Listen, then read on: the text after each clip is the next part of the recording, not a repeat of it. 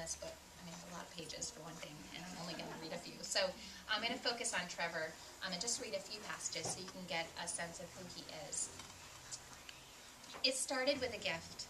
The box was blue, the same color blue as the eggs Trevor found up in the eaves of the shed earlier that morning, the color of crushed up sky.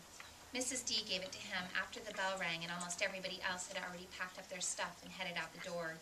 He was messing around in his backpack, worrying about where he was going to sit at lunch, and didn't know that she was trying to get his attention.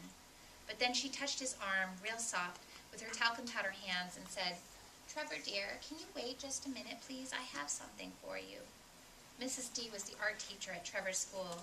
A lot of kids were creeped out by her. Some of the younger ones even thought that she was a witch or something. She did look a little bit like a witch, with a small hump underneath her moth-hole-riddled green sweater, with a threadbare black wig she wore. She smelled dusty and old, too, like wet books. Some kids cackled whenever she turned her back, called her Nanny McPhee, but Trevor liked Mrs. D. So what if she was old and strange? She was a good artist, a good teacher. The fruit she drew always looked like fruit, bananas and apples and a pomegranate, its seeds spilling out all over the table like the insides of the buck that Trevor's dad shot last year.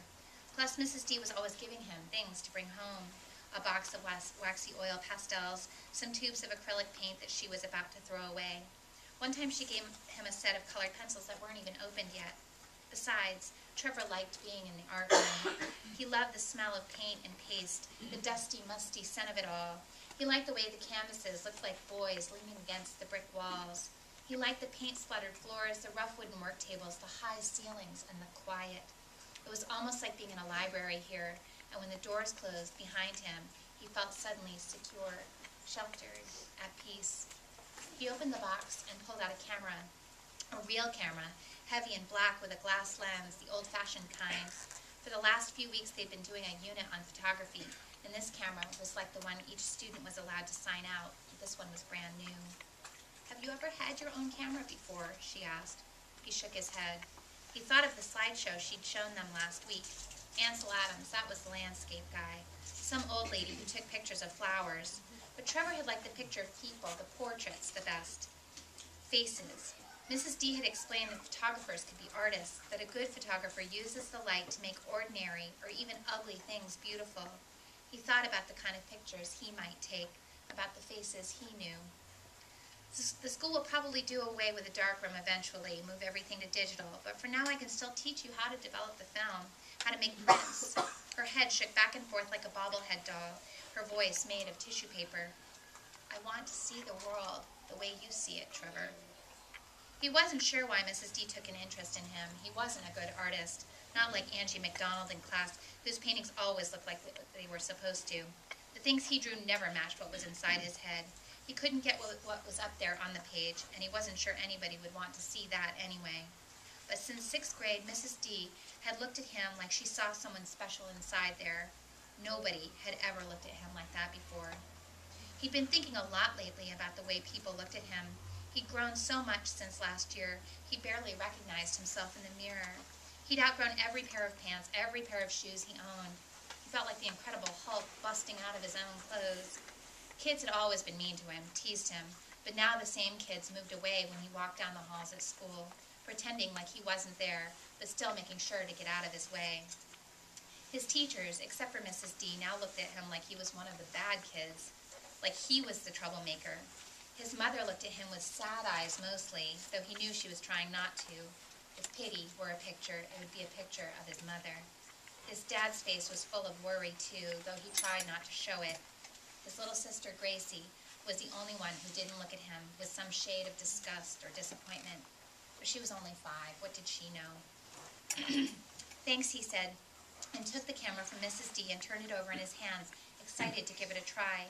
He peered through the viewfinder and twisted the lens, only to focus in on Jolynn Fourchette, who was jealous and smelled like green beans, scowling at him from across the room. He crammed the camera into the backpack with the math homework he hadn't turned in and a banana that had been sitting in there so long it had turned brown and soft. "It's already loaded," Mrs. D said. "Just shoot." He forgot about the camera as he made his way back to the cafeteria for lunch, as the sea of students parted for him, liquid and flowing, whispering and sneering. He kept his head down, his gaze at the floor. He tried to make himself invisible, though that's nearly impossible when you're 6 feet tall in the 7th grade and you wear a size 10 shoe. Still, he tried his best to disappear. But then as he made his way past a group of snickering and pointing 7th grade girls, he started to feel that bad metal feeling, corroded. That was the only way to describe it, like his insides were rusted out, like one of his dad's cars at the yard. He could even taste it sometimes, way in the back of his throat. He tried to swallow it down hard, but the metallic taste lingered on his tongue, made the insides of his cheek itch. He tried to ignore them and went to a table near the hot lunch line. He only had $1.50, which didn't go far in the a la carte line. The few times he tried to get a decent meal there, he'd wound up starving by the end of the day, his stomach roiling and furious. Only losers got hot lunch, but at least the hot lunches filled him up. He threw his backpack down into a chair and grabbed a tray. That was the other good thing about hot lunch. There wasn't a wait, so there would actually be enough time to eat after he got back to his table. The guys didn't seem to notice Trevor's backpack holding his place. They were all sitting at the table, laughing and eating their a la carte burgers and french fries. Trevor shoved the money at the hot lunch cashier and made his way over to the table. "Fee-fi-fo-fum," said one of the kids. "That's my backpack," Trevor said softly. "That's my backpack," mimicked the kid in a girly voice. He had red hair that covered one eye like a comma. Ethan Sweeney, of course. Trevor reached for his backpack, but Mike Wheelock, with his greasy black hair and a Patriots jersey, grabbed it first. "Hey, freak show, what are you keeping here? Body parts? I bet he's got some dead chick's head stuffed in here," he said, laughing. "Just give it," Trevor said. Mike started to unzip the backpack and stuck his head in to inspect. "Ugh, what's that smell?" he said, jerking his head back. "The banana." The other guys leaned over to see inside, and suddenly Trevor felt the metal turning into quicksilver, mercury rushing through his veins. "What's this?" the Sweeney kid asked, reaching in and grabbing the camera from Mrs. D.